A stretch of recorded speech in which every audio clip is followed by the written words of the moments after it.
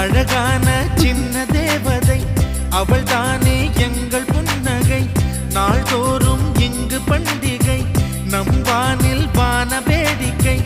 இதுபோல சொந்தம் தந்ததா இறைவாவா நன்றி சொல்கிறோம். உனக்கேதும் சோகம் தோன்றினா இங்கே வா இன்பம் தருகிறோம். சரவெடி